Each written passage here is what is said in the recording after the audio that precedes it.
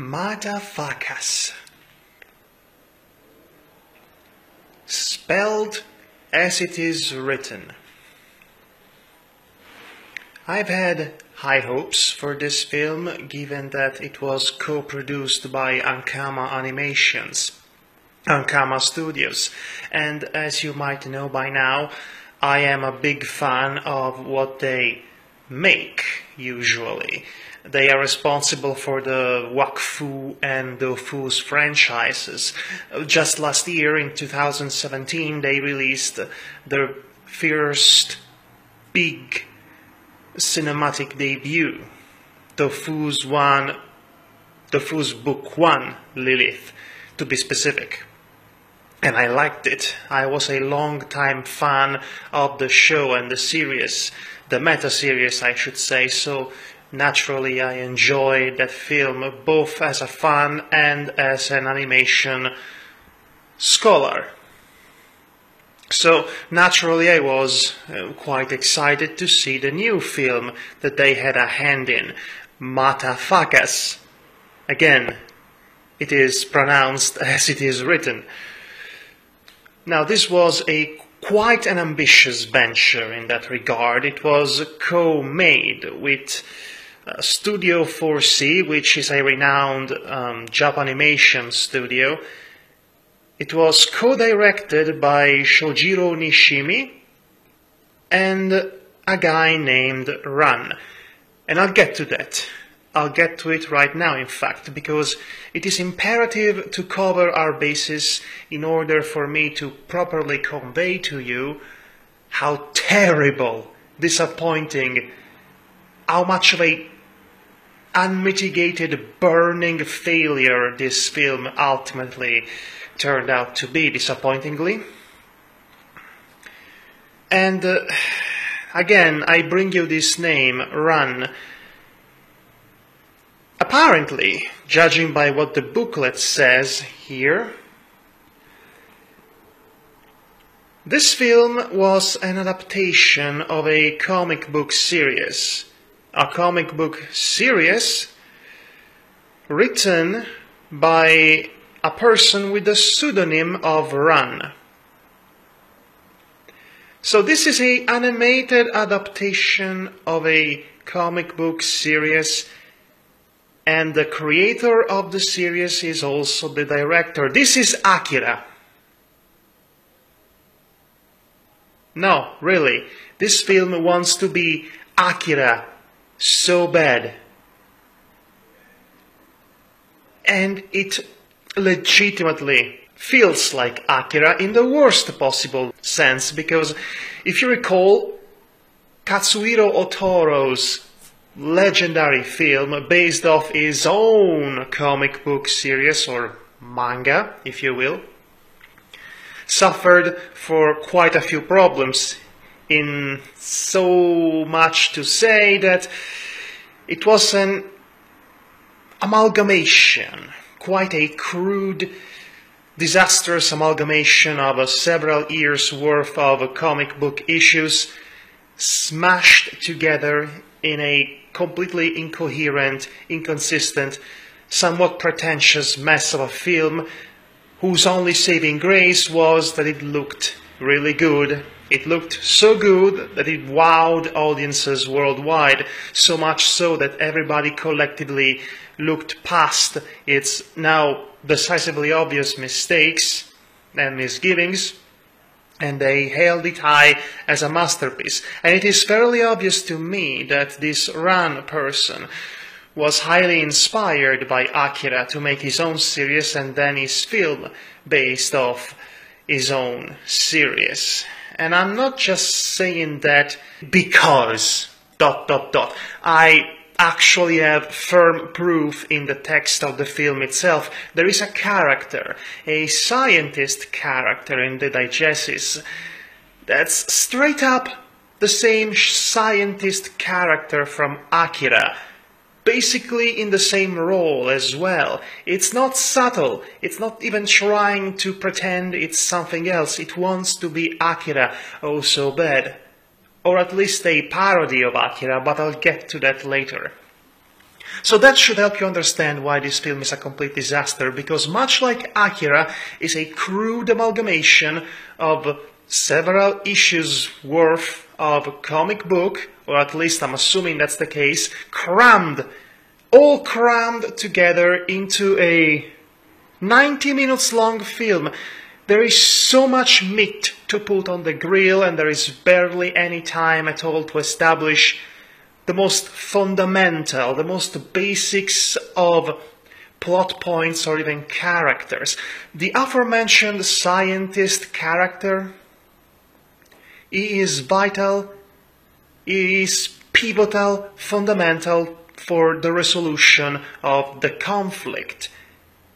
And yet he barely gets an introduction. In fact, the first time you see him, you might even miss him entirely, because he's basically an Easter egg mentioned in a random newspaper the main character was reading. And that lasts about half a second. And then you see him for the first official time, basically towards the end of the film, in which he and a group of other scientists decide they have to run away, or at least he has to run away. It is presented to us as if that means anything to us, the audience, but it means nothing, because there was nothing. There was absolutely no indication that that was going to be a plot point up until that point. Basically, it is being shoved in the face of the audience just at the same time as he is being presented officially for the first time, and we are supposed to run along with it. You're supposed to go along with it. But you can't, because nothing that's happening is properly contextualized. I'm talking about entire plot points, entire directions, entire character developments axed out almost entirely, that are supposed to have a payoff later on. So you get the payoff, but you do not get the build-up or even the proper introduction to said plot points and characters. There is an entire group of masked luchadores that include in its midst Tiger Mask and El Santo, which is mind-blowing. They are supposed to be this ancient group of world saviors, but they barely do anything in the film. They are barely in the film, and apparently them and the scientist, which again are barely there to begin with, they are the one who saved the world in the end. They are the one who resolved the conflict. Not the main character, not the characters we've been following since the beginning of the film. Those characters, which are the ones we are supposed to care for, are just there to be spectators, ultimately, while the day and the conflict is resolved by barely background extras in the context of the film. And I'm sure they had a much bigger role in the comics, but there is not enough time to include all of that in a 90 minutes long film. They should have just cut half of everything instead of including payoffs to characters and situations that have no build-up or presentation or establishment to begin with. You do not understand here. This is the second time I'm recording myself trying to explain why this film is such a disaster as it is. I really had to recollect my thoughts on this one, because trying to even explain what the plot amounts to is maddening. I would sound like a complete madman who would write on his forehead an entire face with charcoal as he pronounces mangled up Shakespearean quotes. You know, that kind of madman, the really, really pretentious one. Okay, so the synopsis as it is basically They Live, or at least it begins as They Live, and then it becomes an Akira facsimile, at least in tone. I don't even have any idea what it's supposed to be in the end. My comparison with Akira begins and ends with the complete cluster of nonsense, all blended together. The various moments taken from the comics, smack dubbed into the digests, and becoming impossible to follow if you're not familiar with the comics. And even if you are familiar with the comics, you might just get pissed off because none of the characters and none of the stories and subplots that you might have cared about in the comics you've read are properly represented. So it's a failure as an adaptation, and it is a failure as a standalone feature. But anyway, so this main character is, the best way to describe it is imaging a racist blackface stereotype, except without facial feature that made him look like a racist blackface stereotype. He's like a human ink blot in that sense. And his best friend is a flaming skeleton man, a small papyrus, because they're all really small people, and he has a third friend whom is supposed to be a cowardly bat. None of them really seem important, and none of them really gets developed as a character as the film goes on. We spend the majority of the time with these characters, but we don't get to know anything about them other than the fact that they are running for their lives from the government and the police because they want the black kid, because the black kid, which is 22 years old by the way, is one of them, or at least a hybrid between a human and an alien race of monsters that are basically taking over the world from the shadows, corrupting governments, causing global warming, because winter sucks. I am not kidding, by the way. They are causing global warming because they are susceptible to cold, and they defeat them by unleashing a cold bomb towards the end, which was apparently planned and developed off-screen. So it comes out of nowhere. And yes, it's the scientist guy and the luchadores who plan and do this. Again, off-screen. So I knew nothing about all of this up until we actually get to see it, which is nonsense. Even more nonsense, the actual climax of the film has the black kid taking on the guy who killed his human mother, whom is also a human, disappointingly. But he does not defeat his nemesis, no, he gets defeated by a local gang of GTA San Andreas rejects, basically your stereotypical, almost offensively caricatural version of a African-American street gang. They are the ones who kill off the bad guy because earlier on in the film he treated them as cannon fodder. So at least that would make sense, structurally speaking. But again, the climax of the film, the resolution, and therefore the growth that this main character was built towards has been completely denied to him because of, again, a third-party interference that was a complete non-entity as far as characters go in this film. They had no impact in the story whatsoever. This is maddening nonsense. And it's the entire film. The first half is basically one continued car-chasing sequence, a la Fast and the Furious, or again, GTA San Andreas, which, you know, they reference, so I'm assuming it's a major inspiration as well. But then it gets off its meds, so to speak. And I would have liked this film if it was just a straightforward car-chasing sequence from start to end, you know, much like Mad Max Fury Road was.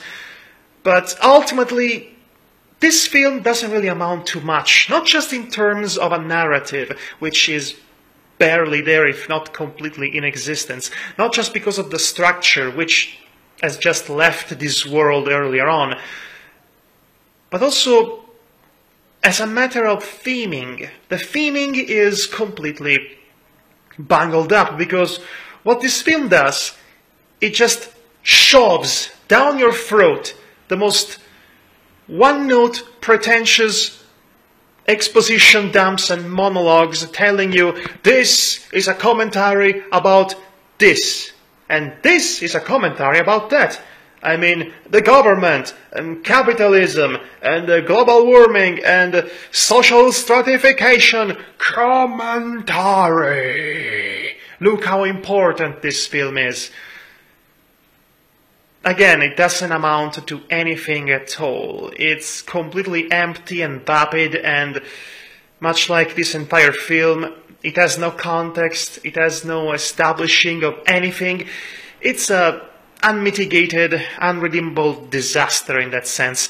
Now, even if I were to buy what seems to be the spreaded theory that this film is to be, this entire comic book series, in fact, is to be taken as a parody of, well, itself, it doesn't really work. And not just because it is not funny in the slightest, not even when it actually tries to be funny, but because it is very obviously taking itself completely seriously, in spite of how silly it looks. The final shot of the film shows to us the real true main villain commanding an invasion of Earth from his base, the Moon. The Moon is his entire operation base. Now that could have been funny in itself, but the rest of the film isn't really a comedy. It has its moments in which it's not really funny, but it tries to be funny, which tonally clashes with the more unbridled violence, which is supposed to make us think about things, because commentary. But it really isn't a comedy overall. In fact, even though the animation is really good in this film, and admittedly, when you have this adaptation handled or co-handled by the original artist of the comic book series, if anything, it's going to be good, gorgeous to look at, because it's going to try and valorize the original aesthetic, the style of the comics it's based off of.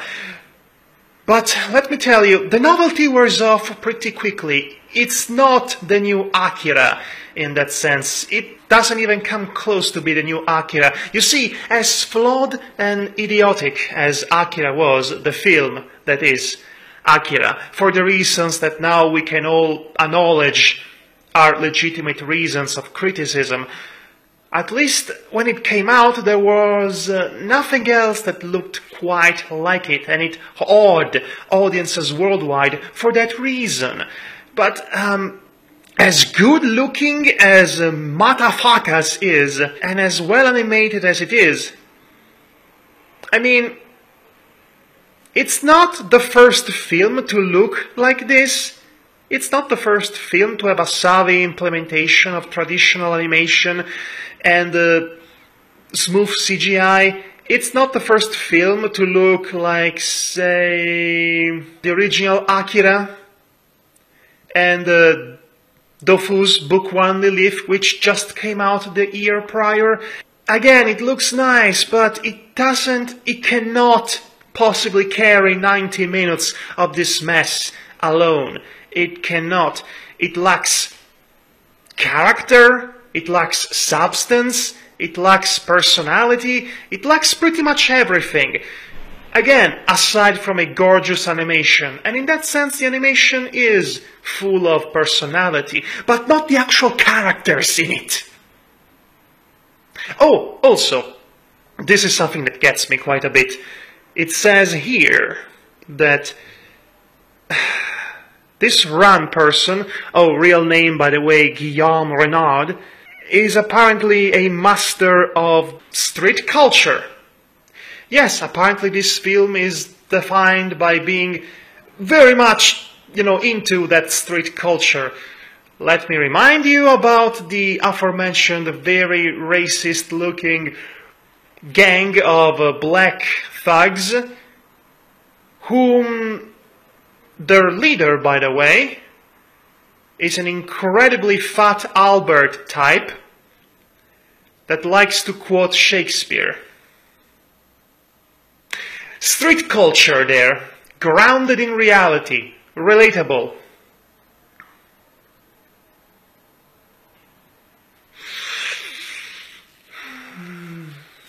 I'm sweating profusely by now, and you get the idea. So I'm just going to interrupt this vlog right now. I'm going to go take a shower and hopefully wash away all of the disappointment that my body is feeling.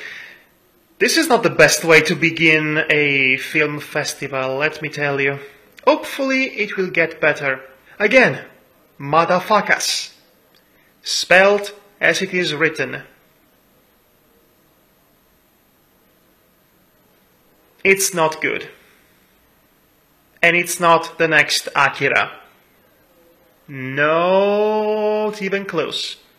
In fact, it's not even a good parody of Akira if you want to somehow take it as a parody. It's tonally deficient, structurally messy, narratively inexistent. It's a nothing that looks nice. I'm sorry, but that's about it.